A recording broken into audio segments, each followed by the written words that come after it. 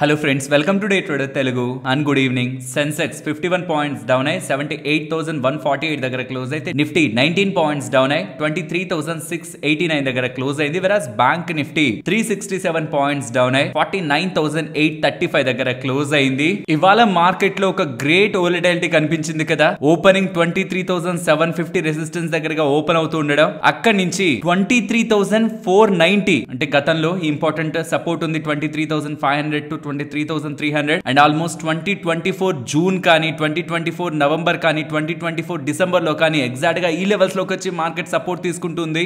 ఆ లెవెల్స్ వరకు షార్ప్ గా ఒక 250-300 పాయింట్స్ వరకు ఫాలో అవడం, మళ్ళీ అక్కడి నుంచి స్ట్రాంగ్ గా రికవర్ అవడం. ఇవాళ ఒక వి షేప్ మూవ్, ఎగ్జాక్ట్ ఒక వి షేప్ మూవ్ నిఫ్టీలో మనకు కనిపిస్తుంది. బట్ బ్యాడ్ ఏంటంటే ఇవాళ స్మాల్ క్యాప్స్ మిడ్ క్యాప్స్ అయితే రికవర్ అవ్వలేదు. ఎస్, కొంత రికవర్ అయితే అయ్యాయి, కానీ ఏదైతే పడిందో ఆ పడిన దాంట్లో V shape recovery, strong recovery అయితే కనిపించలేదు.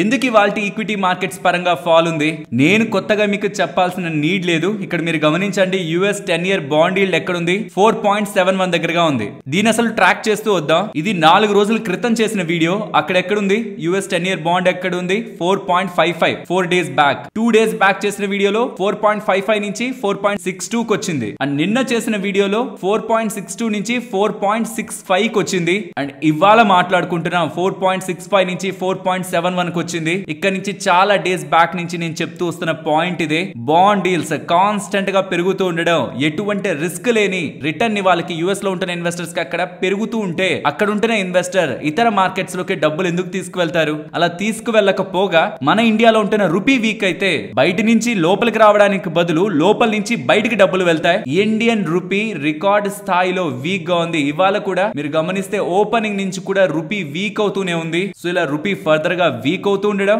గ్లోబల్ గా ఈ bond deals time to time గత 4 రోజుల వీడియోల్ని మీరు పరిశీలించారంటే ప్రతిసారి బాండ్ డీల్స్ పెరుగుతూనే ఉన్నాయి. సో ఇలా బాండ్ డీల్స్ పెరుగుతూ మన ఇండియన్ రూపీ డిప్రిషియేట్ అవుతూ ఈ ఎఫ్ఐఎస్ ఒక ఇన్ఫ్లోస్ రాకపోగా, బయట దేశాల నుంచి డబ్బులు మన ఇండియాలోకి రాకపోగా బయటికి వెళ్లిపోయే ప్రయత్నం బికాస్ ఆఫ్ ఈ హయ్యర్ బాండ్ డీల్స్ అండ్ మన రూపీ వీక్ అవుతూ ఉండడం కనిపిస్తూ ఉండడమే మన మార్కెట్స్ రిలేటెడ్ గా ఈ సెల్ ఆఫ్ కి ప్రధానమైన కారణం. మీరు కావాలంటే గమనించండి, ఈ రీసెంట్ డేస్ లో మార్కెట్ పెరిగినా సరే ఈ రీజన్స్ ఇంకా ఉన్నాయి. మన మార్కెట్స్ లో అన్ని థింగ్స్ ఎండ్ అయిపోలేదు. కమింగ్ డేస్ లో మార్కెట్ లో వస్తున్న పెయిన్ కి మనం ప్రిపేర్డ్ గా ఉండాలి, మార్కెట్ లో వస్తున్న ఫాల్ కి మనం ప్రిపేర్డ్ గా ఉండాలని. ఈవెన్ నిన్న కూడా ఇవాళ పెరిగిన ఈ మార్కెట్ ట్రాప్ లో పడకండి. ఇంకా ఈ బాండ్ డీల్స్ కానీ డాలర్ ఇండెక్స్ కానీ ఆల్ టైమ్ హైస్ కి వెళ్తున్నాయి. డాలర్ ఫర్దర్ గా స్ట్రెంగ్ అవుతూ 109.2 దగ్గర ఉంది. రీసెంట్ టైమ్స్ లో మీరు ఎక్కడైనా ఈ 109.2 అని మన ఛానల్లో చెప్పడం విన్నారా? 108 కి దగ్గరగానే చాలా సార్లు మాట్లాడుకున్నాం. 109 దగ్గరికి వచ్చింది కానీ మళ్ళీ డిప్ అయిపోయింది. కానీ ఇప్పుడు అగైన్ స్ట్రాంగ్ గా 109.2 దగ్గర ఉంది. డాలర్ ఇండెక్స్ స్ట్రాంగ్ గా ఉంది,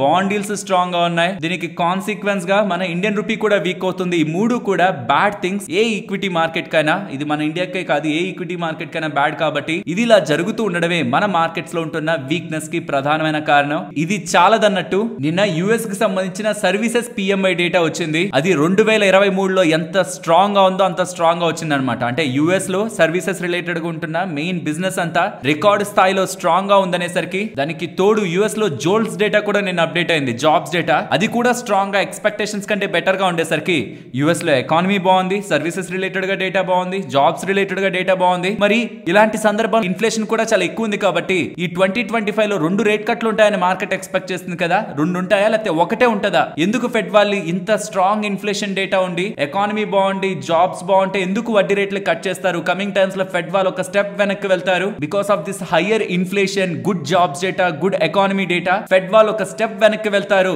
ఈవెన్ ట్రంప్ గారు కూడా ఎన్నికై January 20 ఆ టైం తర్వాత తను తీసుకునే స్టెప్స్ తో కూడా ఇన్ఫ్లేషన్ బాగా పెరిగిపోతుందని ఒక భయాలతో ఫెడ్ వాళ్ళు ఒక స్టెప్ వెనక్కి వేస్తారని ఒక భయాలతో కూడా నిన్న యుఎస్ మార్కెట్స్ ఫాలో అవడం, గ్లోబల్ ఈక్విటీ మార్కెట్స్ పరంగా కూడా మోస్ట్లీ మీకు రెడ్ సైడ్ మార్కెట్స్ ఫాలో అవుతున్నట్టు కనిపిస్తాయి. అలా అని గ్లోబల్ మార్కెట్స్ పడ్డాయి కాబట్టి ఇవాళ ఇండియన్ మార్కెట్స్ పడ్డాయని మాత్రం మైండ్ లో పెట్టుకోకండి. ఎందుకంటే చెప్తున్నాను కదా, ఈ డాలర్ ఇండెక్స్ పెరిగిపోతూ ఉండడం, ఈ బాండ్ డీల్స్ పెరిగిపోతూ ఉండడం, ఇది ఎప్పుడైతే మీకు రిటర్న్ అవ్వదో, అంటే బ్యాక్ కి తగ్గుతున్నట్టు మీకు కనిపించదో, అప్పటి వరకు ఏదో రోజు మీకు మార్కెట్ పెరిగినా ఓహో ఇక రికవరీ స్టార్ట్ అయిపోయిందిలే మార్కెట్ లో, నాకు పాజిటివ్ హోప్ మనకు ఉండకూడదు. బికాస్ పాజిటివ్ హోపే హర్ట్ చేస్తుంది. అమ్మయ్య ఇంకా పెరిగిపోతుందిలే మార్కెట్ అనుకోని మళ్ళీ పడింది అనుకోండి, బాధపడతాం. దానికి బదులు ఈ బాండ్ డీల్స్, డాలర్ ఇండెక్స్ ఎప్పుడైతే మళ్ళీ బ్యాక్ అవుతాయో, మళ్ళీ కొంత కూల్ ఆఫ్ అవడం స్టార్ట్ అవుతాయో, అప్పుడు మళ్ళీ మార్కెట్ స్ట్రాంగ్ అవుతాయి. ఈ లోపు నా పోర్ట్ఫోలియోలో నేను లాస్ చూడడానికి రెడీగా ఉండాలి. మార్కెట్ లో ఇలా చాలా సార్లు జరిగింది, మళ్ళీ రికవర్ అవుతుంది, మళ్ళీ నేను లాభాలు చూస్తాను. కానీ నేను ట్రాక్ చేయాల్సిన డేటా అయితే ఇదే అని మీరు ఎప్పుడైతే అనుకుంటారో అన్నెసరీగా పాజిటివ్ హోప్ కి వెళ్ళడం మళ్ళీ డిసప్పాయింట్ అవడం ఇది జరగదు. ఇలా చాలా సార్లు జరిగాయి. అలా జరిగిన ప్రతిసారి FIS బయటకు వెళ్లారు. పడిన ప్రతిసారి నెక్స్ట్ 12 months లో దానికి మించిన రిటర్న్స్ ని మోర్ దాన్ డబుల్ రిటర్న్స్ ని చాలా సార్లు BSE 500 ఇండెక్స్ ఇచ్చింది. ఈ డేటా నేను మీకు నిన్న కాక మొన్న వీడియోలో నేను మీకు చూపించానా. ఇవాళ ఇంకొక ఇంపార్టెంట్ డేటా ఇక్కడ మీరు స్క్రీన్ మీద గమనించారంటే FIS ఎప్పుడైతే మార్కెట్ పరంగా ఎక్స్ట్రీమ్ షార్ట్స్ ని మెయింటైన్ చేశారో నెక్స్ట్ 3 to 6 months లో నెక్స్ట్ 3 to 6 months లో నిఫ్టీ 8 to 10% పెరిగింది. ఎక్స్ట్రీమ్ షార్ట్స్ అంటే మీకు గుర్తుందో లేదో ఇక్కడ నుంచి చాలా నెలల క్రితం 80%, 85% ఇక్కడగా కానీ మనకి నెట్ షార్ట్ పొజిషన్స్ నిఫ్టీ పరంగా FIS మెయింటైన్ చేస్తే ఏ చిన్న ట్రిగ్గర్ అయినా ఇప్పుడు అంటే నెగిటివ్ అప్డేట్స్ మాట్లాడుకుంటున్నాం లేండి, డాలర్ ఇండెక్స్ అని, బాండ్ డీల్స్ అని, రూపీ వీక్ అని, ఇవన్నీ ఏ చిన్న అప్డేట్ అయినా పాజిటివ్ ట్రిగ్గర్ వచ్చినప్పుడు 80% అబౌవ్ షార్ట్స్ ఉంటున్నప్పుడు షార్ట్ కవరింగ్ ట్రిగ్గర్ కూడా మార్కెట్ లో గతంలో చాలా సార్లు అప్లై అయింది. 2018 జనవరి నుంచి మీరు డేటాను చూస్తే 2025 జనవరి వరకు మీరు డేటాను చూస్తే ఇలా మనకి 8 సందర్భాల్లో FIS ఇంతలా షార్ట్ పొజిషన్స్ ని మెయింటైన్ చేశారు. అలా 8 సార్లలో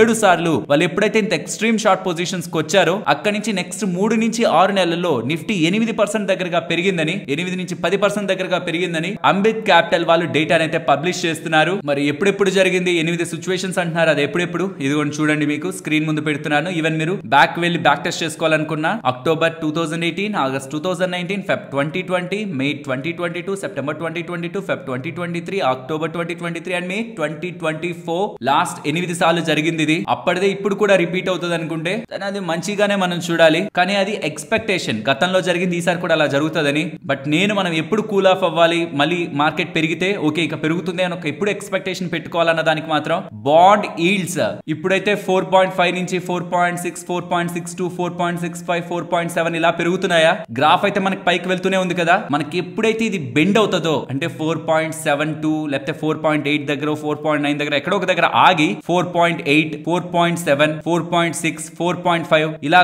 గ్రాఫ్ ఒక టర్న్ ఎప్పుడైతే మనకు కనిపిస్తుందో, ఇలా యూ టర్న్ ఎప్పుడైతే కనిపిస్తుందో, ఇన్వర్టెడ్ యూ టర్న్ ఎప్పుడైతే కనిపిస్తుందో అక్కడ వచ్చే మార్కెట్ రికవరీనే మనం రియల్ రికవరీగా చూడాలి. కానీ ఈ లోపు మార్కెట్ పెరిగింది అనుకోండి, ఎక్స్ట్రీమ్ గా షార్ట్ పొజిషన్స్ ఉండడం వల్ల రిలీఫ్ ర్యాలీనో లేకపోతే ఏదో చిన్న పాజిటివ్ అప్డేట్ కల్లా రియాక్ట్ అయ్యో మార్కెట్ పెరగచ్చు. కానీ మన ఇండియన్ రూపీ వీక్ అవుతూ, యుఎస్ లో రిస్క్ ఫ్రీ బాండ్ డీల్స్ స్ట్రెంగ్ అవుతూ స్ట్రాంగ్ గా ఉంటూ, డాలర్ ఇండెక్స్ స్ట్రాంగ్ గా ఉంటే మార్కెట్ పెరిగినా సస్టైన్ అవడానికి లాజిక్ ఉండదు. దీనికి తోడు యుఎస్ కు సంబంధించిన ఎకానమీ బాగుండి, జాబ్స్ డేటా బాగుండి, ఫర్దర్ గా వాళ్ళు వడ్డీ రేట్లు కట్ చేయరేమో, ఇంకా వెనక్కి వెళ్తారేమో ఒక భయాలు కూడా స్టార్ట్ అయితే అది మన ఇండియన్ RBI వాళ్ళ మైండ్ సెట్ ని కూడా ఇంపాక్ట్ చేస్తుంది కదా. బికాస్ ఇక్కడ మీ స్క్రీన్ మీద ఒక డేటా పెడుతున్నాను చూడండి. 2004 తర్వాత ఇన్ని రోజులు వడ్డీ రేట్లు కట్ చేయకుండా RBI ఎప్పుడూ లేదు. ఫిబ్రవరి 2023 లో కట్ చేశారు లాస్ట్ టైం రెపో రేట్ ని. 698 రోజులైంది, ఇప్పటి వరకు ఒక రేట్ కట్ కూడా లేదు. ఇంత హైయర్ ఇంట్రెస్ట్ రేట్స్ ని మన కంట్రీలో ఇంత టైం వరకు ఎప్పుడు కొనసాగించలేదన్నమాట. 2004 తర్వాత నుంచి మీరు మిగతా సంవత్సరాల్లో ఎన్ని రోజుల పాటు రేట్ కట్ ఇవ్వకుండా ఉన్నారు, ఎన్ని డేస్ పాటు ఉన్నారన్న డేటా కూడా చూడొచ్చు. బట్ ఈసారి మాత్రమే సుమారుగా 698 రోజుల పాటు, 2 సంవత్సరాల పాటు సుమారుగా మనకి వడ్డీ రేట్ల కట్టే లేదు. ఒకవేళ యుఎస్ లో కూడా వడ్డీ రేట్లు కట్ తీసుకోరనే ఒక భయాలు కానీ ఇంకా ఎక్కువైతే మన RBI వాళ్ళకి కూడా స్టెబిలిటీ దొరుకుతుంది. ఓకే గ్లోబల్ గా కూడా అలానే ఉంది కదా, మనం కూడా వెయిట్ చేయొచ్చులే అని. అది కూడా మనకి మంచిది కాదు. కాబట్టి ఈ థింగ్స్ కూడా ప్రెసెంట్ ఇవాళ మార్కెట్ లో ఫ్యాక్టర్ అయినట్లు మనం అర్థం చేసుకోవచ్చు. అండ్ ఇన్ఫాక్ట్ రేపు మనకి TCS నెంబర్స్ కూడా వస్తాయి, చూద్దాం మరి ఆ నెంబర్స్ ఎలా ఉంటాయి, ఐటీ ఎంటైర్ ప్యాక్ ని ఎలా ఇంపాక్ట్ చేస్తుందని. అండ్ ఇవాళ మీరు అబ్జర్వ్ చేస్తే అదే ఐటీ ప్యాక్ కొంత పాజిటివ్ లో కూడా ఉంది. ప్రాబబుల్లీ రేపు నెంబర్స్ అనుకున్న దానికంటే బెటర్ గా ఉంటాయని ఎక్స్పెక్టేషన్స్ తో ఉండొచ్చు. ఆయిల్ అండ్ గ్యాస్ ఇవాళ ఇంతలా పెరిగింది కదా, ప్రధానమైన కారణం రిలయన్స్ 2% దగ్గరగా పెరిగింది ఇంత వీక్ మార్కెట్ లో. ఒకవేళ అధికారం 2% పడి ఉంటే సిచ్యువేషన్ వేరుగా ఉండేది. అది పెరగడానికి కూడా ఒక కారణం ఉంది, అది మనం న్యూస్ టాపిక్ లో మాట్లాడుకుందాం. షార్ట్ టర్మ్ లో ఎవరైతే మార్కెట్ ని చూస్తున్నారో ఇలా వస్తున్న రికవరీస్ కి ఆనందపడడం కాకుండా ఆ బాండ్ డీల్స్, డాలర్ ఇండెక్స్ ఎలా షేప్ అవుట్ అవుతున్నాయి, బికాస్ అవి ఖచ్చితంగా ఫెడ్ వాళ్ళ వడ్డీ రేట్లను బట్టే మారుతూ ఉంటాయి. ట్రంప్ గారు ఇన్ఫ్లేషన్ ఎలా ఇంపాక్ట్ చేస్తారన్న ఒక ఒపీనియన్ తో అవే ముందు రియాక్ట్ అయ్యేటివి. కాబట్టి వాటిని ట్రాక్ చేయడం బెటర్. అప్పటి వరకు ఒకవేళ మార్కెట్ లో రికవరీ ఉంటున్నా అది అన్లెస్ రీసెంట్ హైస్ ని వెళ్ళి క్లోజ్ చేసి బ్రేక్ అయ్యి ముందుకు వెళ్లేంత వరకు కూడా పైకి వెళ్ళిపోతుంది మార్కెట్ అనే ఒక ఉత్సాహాన్ని మనం పెట్టుకోకపోవడం, ఆ పాజిటివ్ ఎక్స్పెక్టేషన్ లేకపోవడం మంచిది. బట్ లాంగ్ టర్మ్ లో చూడాలనుకుంటున్న వాళ్ళకి మాత్రం రిపీటెడ్ గా ఇదే చెప్తున్నాను. నేను గమనిస్తుంది పర్సనల్ గా నేను ఏం చేస్తానో అదే మీకు చెప్తున్నాను. 23,500 దగ్గరకు వచ్చినప్పుడు ఇలా వచ్చిన ప్రతిసారి ఇప్పటి వరకైతే మార్కెట్ డిసప్పాయింట్ చేయకుండా పైకి పెరిగింది. కానీ ఈ bond deals, dollar index coming times లో ఎలా ఉంటాయో మనకు తెలియదు. కాబట్టి ఇది బ్రేక్ చేస్తే మళ్ళీ ఇంకొక 1000 పాయింట్ల కింద వరకు కూడా మనకి సపోర్ట్ ఉంది. కాబట్టి ఇదర్ కొంత రిస్క్ తీసుకొని ఇక్కడైనా కొంత మార్కెట్ లో డబ్బులు పెట్టడమా, లేదు ఇంకా వర్స్ట్ గా టర్న్ అవుతాయి అనుకుంటే కొంత డబ్బుల్ని అలా పక్క నుంచి 22,500 to 22,700 అక్కడికి వెళ్ళినప్పుడు ఫర్దర్ గా మార్కెట్ లో స్టాక్స్ రిలేటెడ్ గా చూస్తే ఇంకా మంచి ఆపర్చునిటీ క్రియేట్ అయి ఉంటుంది. కాబట్టి అక్కడ మార్కెట్ లో డబ్బులు పెట్టుకోవడమా, ఇది మాత్రమే లాంగ్ టర్మ్ ఇన్వెస్టర్స్ గా మనం చేయగలం. అలా కాకుండా ఇక్కడ మనం కొంచెం తెలివిగా ఆలోచిద్దామని మన దగ్గర ఉన్న స్టాక్స్ అన్నిటిని ఎగ్జిట్ అయ్యి మీరు అంటున్న 22,500 దగ్గరకు వచ్చినప్పుడు కొంటానులే, ఎలాగో సిచ్యువేషన్స్ బ్యాడ్ గా ఉన్నాయని కదా అని మనం ముందుగానే ఇలా ఆలోచించి ముందుకు వెళ్తే ఈ రోజు రాత్రి నేను మీకు వీడియో పెట్టేశాక ఏ చిన్న అప్డేట్ అయినా గ్లోబల్ గా రావచ్చు, అది మనం చెప్పలేం. బ్యాడ్ అయితే అమ్మేసిన వాడికి మంచిది, కానీ అదే గుడ్ అనుకోండి, ఇందాక నేను మీకు చెప్పినట్టు ఎఫ్ఐస్ ఇంత షార్ట్ పొజిషన్స్ క్రియేట్ చేసి పెట్టుకున్నాక వచ్చే ఒక చిన్న అప్డేట్ కూడా మార్కెట్ ని ట్రిగ్గర్ చేస్తుంది. 8 to 10% పెరిగింది అనుకోండి నెక్స్ట్ కమింగ్ మంత్స్ లో, మనం ఇంకా అలా చూసుకుంటూ ఉండిపోతాం. ఆల్ టైమ్ హైస్ ని కొట్టి 25,000-26,000 కి వెళ్ళిపోయింది అనుకోండి మళ్ళీ మార్కెట్, ఇంకెప్పుడు మనం మార్కెట్ లోకి ఎంటర్ అవ్వలేం. కాబట్టి మనం బుక్ చేయనంత వరకు అది లాస్ కాదు, పోర్ట్ఫోలియో కనిపించేది అది రియల్ లాస్ కాదు. కాబట్టి ఎటువంటి టెన్షన్ కూడా లాంగ్ టర్మ్ ఇన్వెస్టర్స్ పడకండి. ఫస్ట్ థింగ్, ఎప్పుడైనా డబ్బులు వస్తాయి, కమింగ్ టైమ్స్ లో మన ఇండియన్ మార్కెట్ ఖచ్చితంగా పెరుగుతుంది లాంగ్ టర్మ్ లో, కానీ ఈ లోపు మీ హెల్త్ ని పాడు చేసుకోకండి. అండ్ ఫైనలీ మీకు కొంత ఇంట్రెస్టింగ్ గా మనం కొంచెం లైట్ హార్ట్ తో కొంత గ్లోబల్ డ్రామాను ఒకసారి అబ్జర్వ్ చేద్దాం. కెనడా మీద మెక్సికో మీద మేము మాత్రం భారీగా టారిఫ్లు వేయబోతున్నాం, మేము మాత్రం ట్యాక్సులు వేసేస్తున్నాం అని ట్రంప్ గారు భయపెట్టారనమాట. భయపెట్టి కెనడాని ఎలా అయినా యుఎస్ లో 50 స్టేట్స్ కూడా ఉన్నాయి, మనకి 51st స్టేట్ గా యాడ్ చేయాలి, దానికోసం ఎకానమీ పరంగా ప్రెషర్ తీసుకొచ్చైనా కెనడాని మేము యుఎస్ లో కలిపేసుకుంటామని ఇలా ట్రంప్ గారు చేసిన వ్యాఖ్యలకు రీసెంట్ గా జస్టిన్ ట్రూడో గారు ఎటువంటి పరిస్థితుల్లో కూడా కెనడా యుఎస్ లో భాగం కాదు, మనం ట్రేడింగ్ అండ్ సెక్యూరిటీ పార్ట్నర్ గా ఉందాం, కానీ మమ్మల్ని యునైటెడ్ స్టేట్స్ లో విలీనం చేసుకోవాలనే ఆలోచన మీది కరెక్ట్ కాదనేలా జస్టిన్ ట్రూడో గారు స్టేట్మెంట్స్ అయితే చేశారు. దానికి ఎలాన్ మస్క్ గారు ఏం స్టేట్మెంట్ చేశారు, ఏం రిప్లై ఇచ్చారు అనేది కూడా మీరు స్క్రీన్ మీద గమనించవచ్చు. ఇన్ఫాక్ట్ ఎలాన్ మస్క్ గారు ఇలా రిప్లై పెట్టారా లేదా అని తన అఫీషియల్ హ్యాండిల్ వరకు వెళ్ళి కూడా చెక్ చేశాను. బట్ ఫైనలీ యుఎస్ వర్సెస్ కెనడాని ఎలా అయినా యుఎస్ లో కలపాలనేలా ప్రయత్నాలు అయితే స్ట్రాంగ్ గా జరుగుతున్నాయి. లెట్స్ సీ కమింగ్ టైమ్స్ లో ఏం అప్డేట్స్ దీని రిలేటెడ్ గా వింటామని. బట్ మార్కెట్ పరంగా మాత్రం ఫర్దర్ గా ఇవాళ ఫామ్ చేసిన లోని కానీ బ్రేక్ చేస్తూ ఉంటే, అంటే ఈ 23,500 23,300 కూడా మార్కెట్ రెస్పెక్ట్ చేయక ఫాలో అవుతుంటే నెక్స్ట్ 22,500 దగ్గర ఇంపార్టెంట్ సపోర్ట్ ని మనం చూసే అవకాశం అయితే ఉంది. లాంగ్ టర్మ్ ఇన్వెస్టర్స్ కి అదొక చాలా మంచి జోన్. అండ్ జస్ట్ ఇప్పుడే FIDA డేటా అప్డేట్ అయింది. ఆల్మోస్ట్ 10,000 crore దగ్గరగా వాళ్ళ యాక్టివిటీ ఉంది, కాబట్టి నార్మల్ యాక్టివిటీ. సుమారుగా 3,300 crores దగ్గరగా ఇవాళ కూడా సెల్ చేశారు. చెప్పాను కదా, బాండ్ డీల్స్, డాలర్ ఇండెక్స్, మన రూపీ డిప్రిషియేట్ అవడం, ఇవన్నీ కూడా కొత్తగా వచ్చే పెట్టుబడులను ఆపుతాయి. మన రూపీ డిప్రిషియేట్ అవుతుండడం ఉన్న పెట్టుబడులను కూడా బయటకు వెళ్ళేలా చేస్తుంది. కాబట్టి మార్కెట్ వీక్నెస్ కి, వీళ్ళ సెల్లింగ్ కి ప్రధానమైన కారణం గ్లోబల్ గా ఉంటున్న మ్యాక్రో డేటా పాయింట్స్. కాబట్టి రీసెంట్ టైమ్స్ లో FIs ఇంత కాన్స్టెంట్ గా మన మార్కెట్స్ లో సెల్ చేస్తున్నారు. ఫ్రెండ్స్, ఇలా మార్కెట్ లో ఉంటున్న ఎంటైర్ డేటాను అనాలిసిస్ చేస్తూ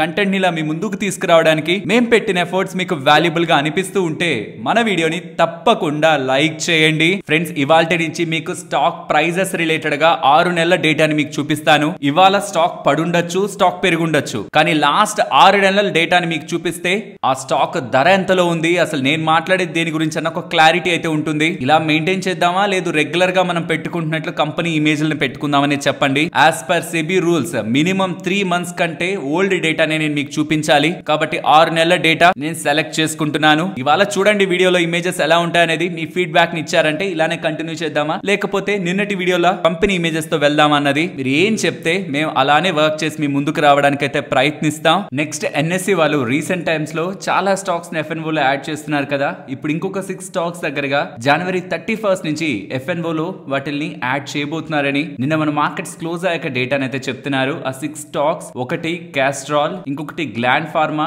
ఇంకొకటి NBCC, Phoenix Mills, Solar Industries and finally Torrent Power. FNO లో యాడ్ చేయడం ఎందుకు మనం ప్రధానంగా గమనించాలి అంటే ట్రేడర్స్ ట్రేడ్ చేసుకోవడానికి అదొక అవకాశం. దాంతో పాటు ఈ పర్టికులర్ స్టాక్స్ లో ఎవరైనా ఆల్రెడీ పొజిషన్స్ ని తీసుకొనుండి రిజల్ట్స్ బ్యాడ్ వస్తాయన్న, కమింగ్ టైమ్స్ లో మార్కెట్ పడుతుంటే ఇన్వెస్ట్మెంట్స్ పడకూడదన్న అనుకున్నప్పుడు హెడ్జింగ్ కోసం FNO ఇన్స్ట్రుమెంట్స్ ని యూజ్ చేస్తారు. అండ్ ఇంకొకటి కూడా, FNO లోకి ఏ కంపెనీ అయితే వస్తుందో అది నెక్స్ట్ నిఫ్టీ 50 లోకి వచ్చే అవకాశాన్ని కూడా పొందుతున్నట్టే. ఎందుకంటే నిఫ్టీ 50 లోకి రావాలంటే FNO లో ఉండాలి ఆ స్టాక్. ఈ 2 రకాలుగా కూడా కంపెనీస్ FNO లోకి వచ్చాయంట మంచి పరిణామంగానే మార్కెట్ తీసుకుంటుంది. ఫ్రెండ్స్, నేను ట్రాక్ చేస్తూ నేను గతంలో మీకు చాలా సార్లు మెన్షన్ చేసిన కంపెనీస్ పడడం అయితే మొదలయ్యాయి. యూజువల్ గా మనకి స్టాక్ మార్కెట్ రంగంలో పెరుగుతున్నప్పుడే వాటి గురించి మాట్లాడుకుంటాం, కానీ ఇవి పడుతున్నప్పుడు గతంలో చాలా సార్లు చెప్పాను, చాలా మంచి బిజినెస్ లు కమింగ్ టైమ్స్ లో బాగా గ్రో అవుతాయి. కానీ ప్రాబ్లం అంతా వాటి వాల్యుయేషన్స్ చాలా ఎక్స్పెన్సివ్ ఉన్నాయి. కమింగ్ టైమ్స్ లో మార్కెట్ ఫాల్ లో కానీ ఇవి పడితే నేను వీటిని మొదటి వరుసలో ఉంచుకుంటానని చెప్పాను కదా. డిక్సాన్ ఇవాళ 20% దగ్గరగా పడింది. ఆంబర్ కానీ కేన్స్ కానీ ఈ ఈఎంఎస్ కంపెనీలన్నింటిలో కూడా ఇవాళ మంచి ఫాల్ కనిపించింది. కాబట్టి ఇక్కడ నుంచి కమింగ్ టైమ్స్ లో కూడా వీటిని నేను అబ్జర్వ్ చేస్తూ ఫాలో అవుతున్నప్పుడు నేను దేంట్లోనే టచ్ చేయను. ఫాల్ అయి ఒక దగ్గర బేస్ ఫామ్ చేస్తుంది కదా, కొన్ని డేస్ కన్సాలిడేట్ అయి నెక్స్ట్ పెరగడానికి ప్రయత్నిస్తూ ఉంటాయి కదా, ఆ పాయింట్ లో నేను ఉంటున్నా వాళ్ళ రీసెంట్ నెంబర్స్ ని ఒక్కసారి ట్రాక్ చేసి ఇంకొకసారి వాళ్ళ బిజినెస్ రిలేటెడ్ గా నాకుంటున్న కన్విక్షన్ ని రీచెక్ చేసుకొని ముందుకు వెళ్ళడానికైతే ప్రయత్నిస్తాను. రీసెంట్ టైమ్స్ లో చాలా ఎక్స్పెన్సివ్ వాల్యుయేషన్స్ ఉన్నాయి. కమింగ్ టైమ్స్ లో వచ్చే ఫాల్ రీజనబుల్ గా వాటిని వాల్యుయేషన్ లోకి తెస్తే మనకు ఒక అవకాశం ఉంటుందనేలా మాట్లాడుకుంటున్నాను. కాబట్టి ఇవాళ ఫాల్ ఒక మంచి ఫాల్ వీటిలో స్టార్ట్ అయిందని కూడా మీకు గుర్తు చేయాలనుకుంటున్నాను. కానీ కొన్ని రోజులు ఆగి ఎక్కడ ఇవి ఆగుతున్నాయి, ఆ ఫాల్ ఎక్కడ ఆగుతుందో చూసుకొని ఇంకొకసారి వాటి బిజినెస్ గురించి కొంత మీరు టైం స్పెండ్ చేసి డిక్సాన్ రిలేటెడ్ గా అయితే ఈ మధ్య కాలంలో మొబైల్ ఫోన్స్ పరంగా స్మార్ట్ ఫోన్స్ పరంగా వీళ్ళ రిలేటెడ్ గా బిజినెస్ అయితే స్టార్ట్ అయ్యాయి. రీసెంట్ గా గూగుల్ వాళ్ళు వీళ్ళని అప్రోచ్ అయ్యారు. అండ్ ఎవరెవరు డిక్సాన్ రిలేటెడ్ గా మొబైల్ క్లయింట్స్ కూడా ఇక్కడ మీరు స్క్రీన్ మీద గమనించవచ్చు. అండ్ కమింగ్ టైమ్స్ లో డిక్సాన్ రిలేటెడ్ గా ఎలాంటి గ్రోత్ ఉంటుందన్న డేటా కూడా ఇక్కడ మీరు నోమరా వాళ్ళ ఎస్టిమేట్స్ ని చూడొచ్చు. అండ్ వీళ్ళు ల్యాప్టాప్స్ పరంగా మొబైల్ ఫోన్స్ పరంగా అండ్ ఇతర స్పేసెస్ లో కూడా ఎలక్ట్రానిక్ మ్యానుఫాక్చరింగ్ స్పేసెస్ లో కూడా ఉన్నారు. నాట్ ఓన్లీ డిక్సాన్, ఆంబర్ కూడా ఏసీస్ పరంగా, కేన్స్ కూడా సెమీ కండక్టర్స్ పరంగా అండ్ ఇతర ఎలక్ట్రానిక్ మ్యానుఫాక్చరింగ్ పరంగాను ఈఎంఎస్ స్పేస్ లో ఒక మంచి లీడర్స్ గా బిజినెస్ లో ఉన్నారు. కాబట్టి ఓన్లీ ఎక్స్పెన్సివ్ వాల్యుయేషన్ కొత్తగా కొనాలనుకున్న వాళ్ళు ఆలోచించాల్సింది. అది కమింగ్ టైమ్స్ లో స్టాక్ ధర పడి మంచి వాల్యుయేషన్స్ కన్నా వచ్చాయంటే రిస్క్ టు రివార్డ్ బెటర్ అవుతుంది. కాబట్టి ఈ ఎలక్ట్రానిక్ మ్యానుఫాక్చరింగ్ రంగం రిలేటెడ్ గా ఆసక్తి ఉంటున్న వాళ్ళు వీటిని ఈ ఫాల్ లో ప్రైస్ ని పక్కన పెట్టేసి స్లోగా కంపెనీలని స్టడీ చేయడం మొదలు పెట్టండి. ఈ లోపు ఆ ప్రైస్ లేవో పడి వాటికి రావాల్సిన మంచి వాల్యుయేషన్ లోకి వస్తాయి. ఈ లోపు మీరు బిజినెస్ ని కూడా స్టడీ చేసుకొని మైండ్ క్లారిటీతో ఉంటారు. లేదు మీరు నన్నే కవర్ చేయమంటే ఈ 4 కంపెనీల్లో ఏ ఆర్డర్ లో కవర్ చేయమంటారో చెప్పండి. ఆల్రెడీ కింద పెట్టిన వాళ్ళది లైక్ చేయండి. స్లోగా నేను మీకు వీటి బిజినెస్ లన్నింటినీ కూడా ఎక్స్ప్లెయిన్ చేస్తాను. ఈ లోపు ఆ ధరలేవో కూడా పడి మంచి వాల్యుయేషన్ లో వస్తే మీకు కూడా మీ ఓన్ గా మీరు ఎలా ముందుకు వెళ్ళాలన్న దాని రిలేటెడ్ గా క్లారిటీ వస్తుంది. అండ్ ఇన్ఫాక్ట్ ఇవాళ డిక్సాన్ ఇలా ఫాలో అవడానికి కూడా నేను చూస్తున్న ప్రధానమైన కారణం సామ్సంగ్ రిలేటెడ్ గా ఉంటున్న అప్డేట్. అంటే ఏ రీజన్ లేకుండా స్టాక్ ఉన్నట్టుండి 8% పడదు కదా. నిన్న సామ్సంగ్ వాళ్ళు వాళ్ళ ప్రాఫిట్ ఎస్టిమేట్స్ ని మిస్ చేశారు. సో వాళ్ళ బిజినెస్ రిలేటెడ్ గా కొంత వీక్ డేటా వస్తుండేసరికి డిక్సాన్ రిలేటెడ్ గా వాళ్ళు క్లయింట్ కాబట్టి మేబీ ఇంకా ఇతర స్మార్ట్ ఫోన్స్ పరంగా కూడా ఏమైనా డల్ బిజినెస్ ఉంటుందని ఏమైనా ఎక్స్పెక్టేషన్స్ ఇవాళ కొంత పడుండొచ్చు.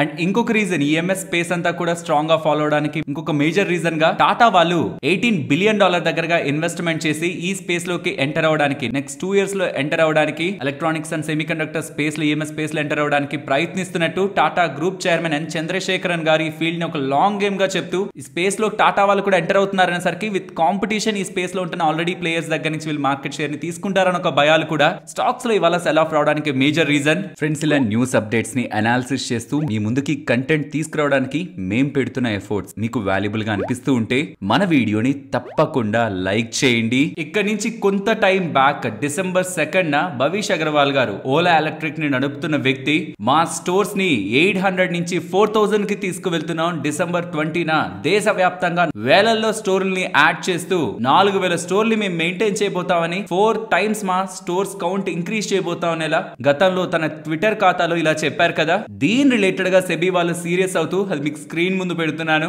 మీరు ఏదైతే 4 రెట్లు మీ స్టోర్ కౌంట్లని పెంచబోతున్నారని December 20 ఇదంతా దేశవ్యాప్తంగా తీసుకువెళ్తారని ఎక్స్చేంజెస్ కి చెప్పారో దానికంటే ముందే మీరు పబ్లిక్ కి మెన్షన్ చేశారు ఇలా మీ ట్విట్టర్ ఖాతాలో. ఎక్స్చేంజెస్ కి చెప్పిన తర్వాత మీరు as a listed company exchanges కి చెప్పిన తర్వాతే ట్విట్టర్ లో చెప్పాలి. కానీ మీరేమో ఎక్స్చేంజెస్ కి తర్వాత చెప్పి ముందేమో ట్విట్టర్ లో చెప్పి డిస్క్లోజర్ నార్మ్స్ ని వైలేట్ చేశారనేలా ఓలా ఎలక్ట్రిక్ కి వార్నింగ్ ఇవ్వడం జరిగింది. ఎందుకంటే తన ట్విట్టర్ ఖాతాలో చెప్పింది మార్నింగ్ 9:58 కి, ఇక్కడ మీకు కనిపిస్తుంది చూడండి. కానీ ఎక్స్చేంజెస్ కి చెప్పిందేమో BSE కి మధ్యాహ్నం 1:30 కి, NSE కి 1:40 కి. సో ట్విట్టర్ లో చెప్పిన తర్వాతే ఎక్స్చేంజెస్ కి చెప్తూ ఉండడం డిస్క్లోజర్ నార్మ్స్ ని వైలేట్ చేస్తున్నట్టు. కాబట్టి యాజ్ ఎ లిస్టెడ్ కంపెనీ ముందు ఎక్స్చేంజెస్ కి చెప్పే సోషల్ మీడియాలో చెప్పాలి. కానీ సోషల్ మీడియాలో చెప్పి ఎక్స్చేంజెస్ చెప్పడం కరెక్ట్ కాదు. కాబట్టి ఓలా ఎలక్ట్రిక్ చైర్మన్ గారికి భవిష్ అగర్వాల్ గారికి సెబీ వాళ్ళు వార్నింగ్ అయితే ఇవ్వడం జరిగింది.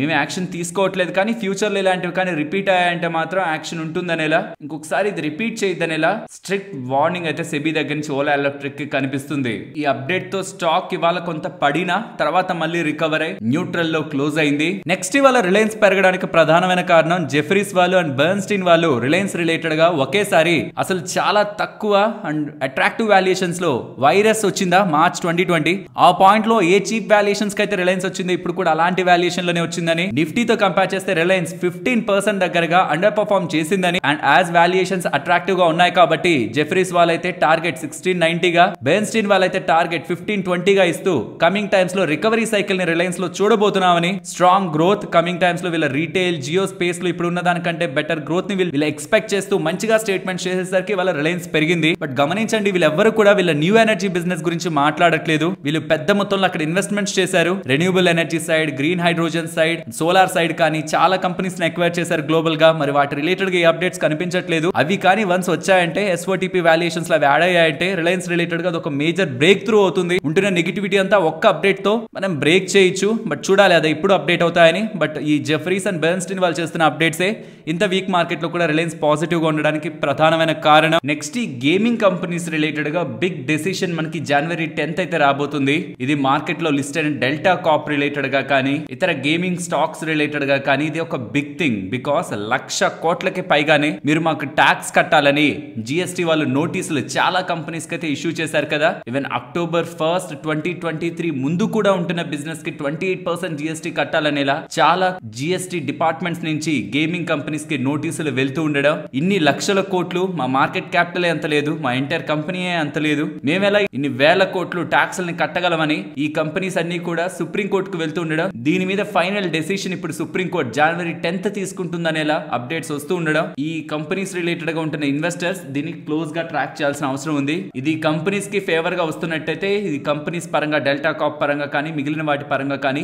మంచిగా మనం చూడొచ్చు. సో జనవరి 10వ తేదీ సుప్రీం కోర్టు వాళ్ళు ఫైనల్ డెసిషన్ చెప్తారా, ఆర్ జనవరి 10వ తేదీ ఇంకా ఫైనల్ గా ఇంకేదైనా డేట్ ని ఫిక్స్ చేసి ఆ రోజు మా ఫైనల్ తీర్పు ఉంటుందని చెప్తారా అని చూడాలి. పర్టికులర్ గా డెల్టా కాప్ ఇందులో ప్రధానమైన లిస్టెడ్ కంపెనీస్ లో ప్రధానమైన ఇంపాక్ట్ కలగబోయే స్టాక్. తెలంగాణలో మద్యం తాగుతుండే వాళ్ళ రిలేటెడ్ గా ఒక బ్యాడ్ న్యూస్ అనే చెప్పాలి. కొన్ని ఫేమస్ బ్రాండ్స్ ని తెలంగాణలో అమ్ముతున్నది యునైటెడ్ బ్రీవరీస్ లిమిటెడ్ అన్నమాట. లైక్ కింగ్ ఫిషర్ కానీ హెనికిన్ బీర్లు కానీ తెలంగాణలో యునైటెడ్ బ్రీవరీస్ వాళ్ళే అమ్ముతూ ఉంటారు. వాళ్ళు ఇకపై తమ ప్రొడక్ట్స్ ని తెలంగాణలో అమ్మమని చెప్తున్నారు. దీనికి కారణం 2019-20 నుంచి కూడా వీళ్ళకి సంబంధించిన బీర్లపై ఎటువంటి ప్రైస్ పెంపు కూడా గవర్నమెంట్ చేయలేదని, లాసుల్లో వీళ్ళు అమ్ముతున్నారని, ఇకపై లాసుల్లో అమ్ముకోవాల్సిన అవసరం వాళ్ళకి లేదని, కాబట్టి తెలంగాణలో వాళ్ళ అమ్మకాలని ఆపేస్తున్నట్టు డెసిషన్ అయితే తీసుకున్నారు. ఇది వినడానికి మనకి ఇదేంటిది పిచ్చి పని చేస్తున్నారు, వీళ్ళకే కదా లాస్, వాల్యూమ్స్ పడిపోతాయి కదా, వీళ్ళకే కదా నష్టం అని అనుకుంటాం. కానీ వీళ్ళు చెప్తున్న పాయింట్ అర్థం చేసుకుంటే లాసుల్లో అమ్ముతున్నాం అంటున్నారు. అంటే ఇప్పటి వరకు అక్కడ అమ్మడం ద్వారా వీళ్ళకి లాభాలు రాలేదు, నష్టాలే వచ్చాయి. కాబట్టి అమ్మడం ఆపేస్తే ఖచ్చితంగా లాభాలే వస్తాయి. ఇది ఎలా ఆలోచించాలంటే, మీరు ఒక దగ్గర వ్యాపారం చేస్తూ నష్టపోతున్నారు అనుకోండి, ఇంకా అలానే ఉంటే ఇంకా నష్టపోతారని తెలిస్తే ఆపేస్తే అట్లీస్ట్ అది మీకు బిజినెస్ ప్రాస్పెక్ట్ లో అది పాజిటివ్ గానే కదా చూడాలి. కానీ ఇక్కడ ఇంకొకటి జరిగే అవకాశం ఉంది. ప్రభుత్వం దిగొచ్చి, బికాస్ అవి కొంచెం పేరున్న బ్రాండ్లే కాబట్టి దిగొచ్చి ప్రైజుల్ని రివైజ్ చేస్తుంది అనుకోండి, ఇది బిగ్ హిట్ అవుతుంది అనమాట కంపెనీ పరంగా. ఇవాళ పడినట్టే కనిపిస్తుంది స్టాక్ ధర, మనకి 6-7% దగ్గరగా పడిపోయింది డెసిషన్ తో. కానీ లాజికల్ గా థింక్ చేస్తే గవర్నమెంట్ ఒకవేళ దిగొచ్చి ప్రైజుల్ని పెంచింది అనుకోండి, బిగ్గెస్ట్ డెసిషన్ అవుతుంది కంపెనీ పరంగా, మంచి డెసిషన్ అవుతుంది. లేదు గవర్నమెంట్ దిగిరాలేదు, అలా కాకపోయినా వీళ్ళ వాల్యూమ్స్ పడతాయి. తెలంగాణ యాజ్ ఎ స్టేట్ గా వీళ్ళు వదులుకుంటే వీళ్ళ సేల్స్ నుంచి మొత్తం స్టేట్ లో సేల్స్ ని ఆపేస్తే ఖచ్చితంగా వీళ్ళ వాల్యూమ్స్ పడతాయి. వాల్యూమ్స్ అంటే లెట్స్ వీళ్ళు ఇండియా మొత్తం మీద లెట్స్ ఎగ్జాంపుల్ చెప్తున్నాను, 1,00,000 బీర్లు అమ్ముతుంటే తెలంగాణ నుంచి ఒక 10,000 బీర్లు అమ్ముతుండే వాళ్ళు ఇప్పుడు మొత్తం సేల్స్ 1,00,000 నుంచి 90,000కి వచ్చేస్తాయి. బికాస్ తెలంగాణలో ఉన్న 10,000 బీర్లు పోతాయి కాబట్టి వాల్యూమ్స్ పరంగా డ్రాప్ అవుతుంది.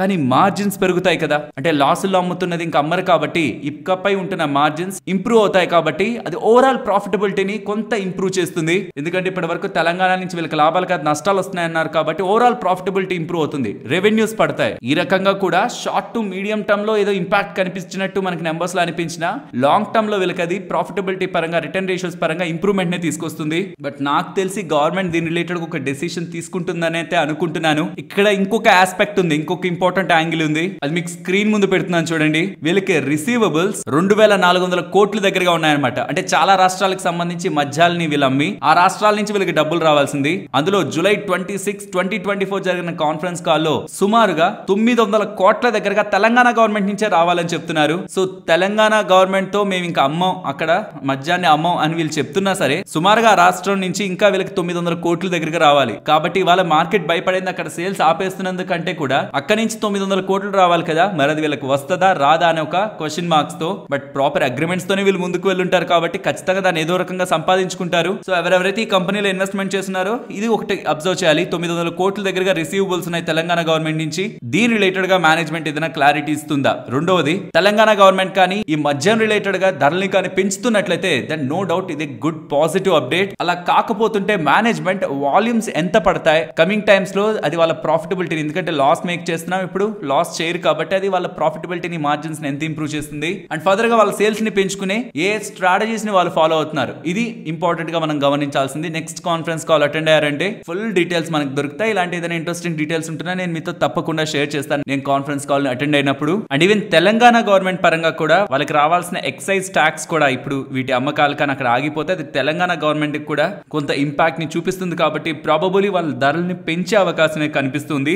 Let's wait and watch. కొన్ని రోజుల్లో మనకి దీని రిలేటెడ్ గా క్లారిటీ వస్తుంది. అండ్ ఈవెన్ దీని రిలేటెడ్ గా తెలంగాణ ఎక్సైజ్ కమిషనర్ కూడా సిఎన్బిసి వాళ్ళతో రెస్పాండ్ అవుతూ మాకు ఎటువంటి పెండింగ్ డ్యూస్ కూడా ఈ ఇండస్ట్రీతో లేవని, 45 డేస్ సైకిల్ మేము మెయింటైన్ చేస్తున్నాం, 45 డేస్ అవగానే పేమెంట్స్ రిలీజ్ చేసేస్తున్నామని, అండ్ ఈ ప్రైస్ రివిజన్ అంటే ధరల పెంపు రిలేటెడ్ గా అయితే ఒక రిటైర్ జడ్జ్ తో ఒక కమిటీని ఫామ్ చేసి దీని రిలేటెడ్ గా డిస్కషన్ చేస్తున్నారని, వన్స్ ఆ కమిటీ డెసిషన్స్ తీసుకున్న తర్వాత ప్రైస్ హైక్ రిలేటెడ్ గా వీళ్ళు ఫైనల్ డెసిషన్ చెప్తారని ఇలా తెలంగాణ ఎక్సైజ్ కమిషనర్ గారు అయితే అప్డేట్స్ చేస్తున్నట్లు డేటా కనిపిస్తుంది. ఇవి ఈ ఇష్యూ రిలేటెడ్ గా టోటల్ గా ఉన్న అప్డేట్స్. ఇకపోతే తెలంగాణ గురించి మాట్లాడుకున్నాం, ఆంధ్రప్రదేశ్ లో కూడా ఒక బిగ్ న్యూస్ అయితే కనిపిస్తుంది. మనమంతా ఇప్పటివరకు inter first year second year రాస్తుంటాం కదా, కానీ నెక్స్ట్ సంవత్సరం నుంచి ఇంటర్ ఫస్ట్ ఇయర్ ఎగ్జామ్స్ ఉండవని, ఓన్లీ సెకండ్ ఇయర్ ఎగ్జామ్స్ ఉంటాయని, ఫస్ట్ ఇయర్ సెకండ్ ఇయర్ అని అలా ఎగ్జామ్స్ పెడితే పిల్లలపై అధికమైన ప్రెషర్ పడుతుంది అనే ఒక ఉద్దేశంతో ఈ డెసిషన్ తీసుకుంటున్నట్లు అప్డేట్స్ అయితే కనిపిస్తున్నాయి. బట్ క్వశ్చన్ అంతా పిల్లలు ఫస్ట్ ఇయర్ లో చదివింది, సెకండ్ ఇయర్ లో చదివింది, ఆ మొత్తానికి సెకండ్ ఇయర్ లో ఒకేసారి ఎగ్జామ్స్ అంటే ఆ మొత్తం సిలబస్ ని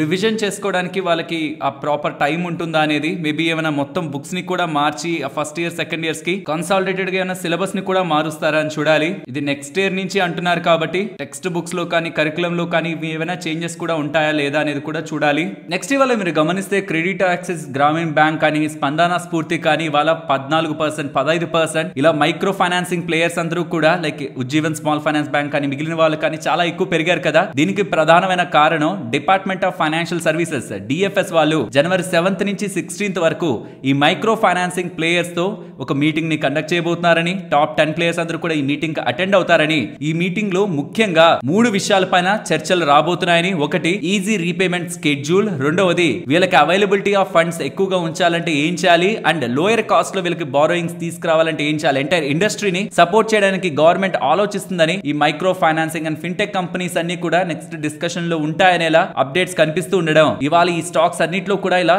ర్యాలీ రావడానికి ప్రధానమైన కారణం. లెట్స్ సీ ఇది నిజంగానే జరుగుతుందా లేకపోతే ఇది ఊహాగానాలా అనేది కమింగ్ టైమ్స్ లో మనకు అఫీషియల్ గా అప్డేట్ అవుతుంది. నెక్స్ట్ కళ్యాణ్ జ్యువెలర్స్ రిలేటెడ్ గా మాట్లాడుకోవాలి. నిన్న వాళ్ళ బిజినెస్ డేటా అని పోస్ట్ చేశారు, బిజినెస్ డేటా బానే ఉంది, బట్ ఆల్ ఆఫ్ సడన్ గా ఇవాళ స్టాక్ లో ఒక భారీ సెల్ ఆఫ్ అయితే కనిపించింది. దీని రిలేటెడ్ గా కొంత టైం వెయిట్ చేస్తే సిఎన్బిసి టీవీ 18 కి మేనేజ్మెంట్ ఒక క్లారిఫికేషన్ ఇచ్చిందని, ఆ క్లారిఫికేషన్ లో మేనేజ్మెంట్ వస్తున్న డబ్బులతో ప్లేన్స్ ని హెలికాప్టర్స్ ని కొనేసి కార్పొరేట్ గవర్నెన్స్ పరంగా ఏదో కొంత కన్సర్న్స్ ని క్రియేట్ చేస్తుందనేలా వస్తున్న వదంతులు నిజం కాదనేలా కళ్యాణ్ జ్యువెలర్స్ మేనేజ్మెంట్ క్లారిఫికేషన్ ఇచ్చినట్లు డేటా అయితే కనిపిస్తూ ఉంది. అసలు ఈ ఫేక్ రూమర్స్ ఎక్కడి నుంచి వచ్చాయో దానికి క్లారిఫికేషన్ వీళ్ళు ఎలా ఇచ్చారు, అండ్ ఇఫ్ ఇన్ కేస్ ఎవరైనా అది వినాలనుకుంటే దీని లింక్ మేనేజ్మెంట్ ఇచ్చిన ఇంటర్వ్యూ లింక్ మీకు డిస్క్రిప్షన్ లో ఇస్తాను లింక్ అనేది. అండ్ ఆల్మోస్ట్ 6 minutes దగ్గర స్టార్ట్ అవుతుంది అనమాట క్వశ్చన్. కరెక్ట్ గా ఆ టైం కి వెళ్ళాలనే లింక్ ఉంటుంది, క్లిక్ చేసి తను ఇచ్చిన ఆన్సర్ ని వినొచ్చు. సో మేనేజ్మెంట్ ఇలా క్లారిఫికేషన్ ఇస్తూ ఉండడం 7% దగ్గరగా ఆ పాయింట్ కి పడునింది స్టాక్, తర్వాత రికవర్ అయిందనమాట. మా ఫండమెంటల్ స్ట్రాంగ్ గా ఉన్నాయి, స్ట్రీట్ లో వచ్చే ఈ రూమర్స్ కి మేము ఆన్సర్ ఇవ్వాల్సిన నీడ్ లేదు, కమింగ్ టైమ్స్ లో మేము ఇంకా స్ట్రాంగ్ గా పర్ఫార్మ్ చేస్తాం, అప్పుడు మళ్ళీ మమ్మల్ని స్ట్రీట్ రికగ్నైజ్ చేస్తుంది, I mean stock market recognize చేస్తుంది, మేము మా బిజినెస్ తోనే సమాధానం ఇస్తామనేలా మేనేజ్మెంట్ అయితే చాలా కాన్ఫిడెంట్ గా యూఎస్ లో కూడా ఒక ఫస్ట్ స్టోర్ ఓపెన్ చేశారు కదా, కాన్ఫిడెంట్ గా వాళ్ళు సమాధానం ఇస్తూ ఉండడం స్టాక్ ఇవాళ ఫాల్ అయి మళ్ళీ రికవర్ అవుతున్నట్లయితే కనిపిస్తుంది. బట్ ఒక్కసారి వాల్యుయేషన్స్ ని చూడండి, కొంచెం ఎక్స్పెన్సివ్ గా ఉన్నాయి. సో ఈవెన్ వాళ్ళు కమింగ్ టైమ్స్ లో రోబోస్ట్ గా నెంబర్స్ ని ఇచ్చినా సరే ఈ వాల్యుయేషన్ తో స్టాక్ 2 3 పెరిగే అవకాశం అయితే ప్రెసెంట్ ఉంటున్న వాల్యుయేషన్ ని బట్టి ఈ బిజినెస్ లో అంత ఈజీగా కనిపించదు. కాబట్టి ఇప్పుడు కొత్తగా డబ్బులు పెట్టాలనుకునే వాళ్ళు మాత్రం వాల్యుయేషన్స్ ని కూడా చూసుకొని వీళ్ళు ఎంతతో గ్రో అవుతారంటున్నారు కూడా చూసుకొని అసెస్ చేసుకున్న తర్వాత మాత్రమే ముందుకు వెళ్ళండి. నెక్స్ట్ ఇవాళ మీరు గమనిస్తే స్విగ్గీ కంపెనీ పడింది కదా, 500 మార్క్ ను కూడా బ్రేక్ చేసి కిందకి పడింది కదా. ప్రధానమైన కారణం స్విగ్గీ వాళ్ళు 10 minutes లోనే డెలివర్ చేస్తామని స్విగ్గీ బోల్డ్ ఫీచర్ ని తీసుకొచ్చారా. ఇప్పుడు జొమాటో వాళ్ళు మీరు స్క్రీన్ మీద గమనించవచ్చు 15 minutes లోనే మేము డెలివరీ చేస్తాం, ఫుడ్ డెలివరీ. దీన్ని కొన్ని ప్రధానమైన సిటీస్ లో ఫస్ట్ స్టార్ట్ చేసి నెక్స్ట్ దేశమంతా వీటిని విస్తరిస్తామనేలా జొమాటో వాళ్ళు అప్డేట్స్ చేస్తూ ఉండడం. మరి ఇక స్విగ్గీ రిలేటెడ్ గా ఉంటున్న 10 minutes డెలివరీకి ఇప్పుడు జొమాటో రిలేటెడ్ గా వస్తున్న 15-minute డెలివరీ కాంపిటీషన్ ఇస్తే స్విగ్గీ రిలేటెడ్ గా ఈ 10-minute డెలివరీకి ఉంటున్న ఎడ్జ్ పోతుందేమో ఒక భయాలతో ఇవాళ స్విగ్గీ స్టాక్ లో అయితే ఫాల్ మనకి కనిపించింది. ఇవాళ పేటిఎం షేర్ ధర 8% దగ్గరగా పడింది కదా. దీనికి ప్రధానమైన కారణం డిసెంబర్ నెలలో వీళ్ళు ఎటువంటి యూపీఐ మార్కెట్ షేర్ ని గెయిన్ అవ్వలేదని. ఐ మీన్ లాస్ట్ అక్టోబర్ లో కానీ, నవంబర్ లో కానీ, డిసెంబర్ లో కానీ వీళ్ళ యూపీఐ బిజినెస్ పరంగా వీళ్ళు భారీగా ఎదగలేకపోయారని న్యూట్రల్ రేటింగ్ పెడుతూ యూబీఎస్ వాళ్ళు ₹1000 షేర్ల దగ్గరగా టార్గెట్ ఇస్తూ ఉండడం స్టాక్ పడడానికి ప్రధానమైన కారణం. ఇది మీకు ఇంకా నేను అర్థమయ్యేలా చెప్తాను. ఈ జనవరి 2024 లో మీన్స్ వీళ్ళ మీద ఆర్బీఐ వాళ్ళు ఎటువంటి ఇష్యూస్ తీసుకురానప్పుడు, ఎటువంటి రెస్ట్రిక్షన్స్ తీసుకురానప్పుడు యూపీఐ మార్కెట్ లో పేటిఎం కి 10% దగ్గరగా మార్కెట్ షేర్ ఉండేది. కానీ తర్వాత టైమ్స్ లో యూపీఐ రిలేటెడ్ గా ఆర్బీఐ వాళ్ళు పేటిఎం వాళ్ళకి రిస్ట్రిక్షన్స్ ని పెట్టారు. దీంతో యూజర్స్ అంతా కూడా పేటిఎం లోంచి బయటకు వెళ్ళిపోయేసరికి అక్టోబర్ పాయింట్ ఆఫ్ టైం కి 5.5% దగ్గరగా మార్కెట్ షేర్ కు వచ్చేసారు. అంటే సుమారుగా వాళ్ళ మార్కెట్ షేర్ ని 50% దగ్గరగా కోల్పోయారు. కానీ అక్టోబర్ లో మళ్ళీ ఆర్బీఐ వాళ్ళు ఓకే మీరు యాడ్ చేసుకోండి, మీ యూజర్స్ ని మీ యూపీఐ సెగ్మెంట్ లోకి యాడ్ చేసుకోండి అనేసరికి మార్కెట్ అంతా ఏమనుకుందంటే కమింగ్ టైమ్స్ లో వీళ్ళు యూపీఐ లో కూడా గొప్పగా నెంబర్స్ ని యాడ్ చేస్తారని. కానీ అక్టోబర్ లోను 5.5 మార్కెట్ షేర్ ఉంది, నవంబర్ లోను 5.5 మార్కెట్ షేర్ ఉంది, ఏకంగా డిసెంబర్ లో కూడా 5.5 మార్కెట్ షేర్ ఉంది. జనవరి 2024 లో వీళ్ళ దగ్గర 100 మిలియన్ మంత్లీ ట్రాన్సాక్టింగ్ యూజర్స్ ఉంటే ఈ సెప్టెంబర్ నాటికి 68 మిలియన్ మంత్లీ ట్రాన్సాక్టింగ్ యూజర్స్ కి వచ్చేసారు. కమింగ్ టైమ్స్ లో కూడా ఇది పెద్దగా పెరగకపోతే B2C ఆఫరింగ్స్ అంటే ఏవైతే కస్టమర్స్ కి వీళ్ళు అమ్మే క్రాస్ సెల్లింగ్ ప్రొడక్ట్స్ ఉంటాయో వాటి పరంగా వీళ్ళు గ్రోత్ ని పెద్ద చూడలేరని మార్కెట్ అనుకుంటది. కాబట్టి యూపీఐ పరంగా వీళ్ళు ఏం గ్రో అవ్వలేకపోతున్నారని యూబీఎస్ వాళ్ళు రిలీజ్ చేసిన నోట్. అండ్ ఇప్పుడు నేను పర్సనల్ గా మీకు కొంత డేటాను షేర్ చేశాను కదా, వీళ్ళ మార్కెట్ షేర్ ఎంత ఉండేది ఆర్బీఐ రెస్ట్రిక్షన్స్ కి ముందు, రెస్ట్రిక్షన్స్ తర్వాత అండ్ రెస్ట్రిక్షన్స్ లిఫ్ట్ చేశాక కూడా 5.5% మార్కెట్ షేర్ నే ఇంకా వీళ్ళు అలానే మెయింటైన్ చేస్తున్నారు. కానీ గ్రో అవ్వలేకపోతున్నారని ఇలా వస్తున్న డేటాతోనే, ఎన్పిసిఐ డేటాతోనే స్టాక్ కి ఇవాళ ఇంతలా పడింది. మీకు ఏదైతే కళ్ళ ముందు 91% పెరిగింది అని కనిపిస్తుందో అది లాస్ట్ 6 నెలల డేటా. కానీ ఇవాళ 8% పడింది. Next transformers and rectifiers India గురించి మాట్లాడుకోవాలి. వీళ్ళు నెంబర్స్ ని పోస్ట్ చేశారు, మీకు స్క్రీన్ ముందు పెడుతున్నాను. ఎక్స్ట్రాడినరీ నెంబర్స్, రెవెన్యూస్ కానీ, మార్జిన్స్ కానీ, ప్రాఫిట్ కానీ year on year and quarter comparison లో స్ట్రాంగ్ గా గ్రో అయ్యాయి. Highest ever revenue and profit in companies history వీళ్ళు రిపోర్ట్ చేస్తున్నారు. అండ్ ఈవెన్ వీళ్ళ రిజల్ట్స్ తో పాటు 1:1 బోనస్ ని కూడా, అంటే ఎవరెవరి దగ్గర అయితే ఒక షేర్ ఉంటుందో అది 2 షేర్లుగా మారేలా, స్టాక్ ప్రైస్ సగం అయ్యేలా డెసిషన్ ని కూడా తీసుకోవడం జరిగింది. అండ్ క్యూఐపీ ద్వారా 750 crores వీళ్ళు రైజ్ చేయబోతున్నట్లు కూడా అప్డేట్స్ అయితే చేశారు. నెక్స్ట్ నిఫ్టీ అలాగే bank Nifty support and resistance present ఉన్న లెవెల్స్ నుంచి అప్ సైడ్ 23,760 అండ్ అబౌవ్ 23,840. ఇక్కడ నుంచి ఫాలో అవుతుంటే 23,640 and below 23,580. Next bank Nifty present ఉన్న ఇవాళ సపోర్ట్ 49,360. ఫర్దర్ గా కూడా ఇంపార్టెంట్ గా గమనించండి. బట్ ఇప్పుడున్న లెవెల్స్ నుంచి ఫాలో అయితే 49,580 కూడా నియర్ టర్మ్ లో ఉంటుంది ఇంపార్టెంట్ సపోర్ట్. ఇక్కడ నుంచి అప్ సైడ్ కి వస్తుంటే మాత్రం గతంలో ఇంపార్టెంట్ లెవెల్ గా యాక్ట్ అయిన 50,200 మేజర్ రెసిస్టెన్స్, అది బ్రేక్ అయితే 50,400 మేజర్ రెసిస్టెన్స్. మరొక ఇంట్రెస్టింగ్ వీడియోతో మళ్ళీ మీ ముందుకు వస్తాను. అంతవరకు టేక్ కేర్, జై హింద్.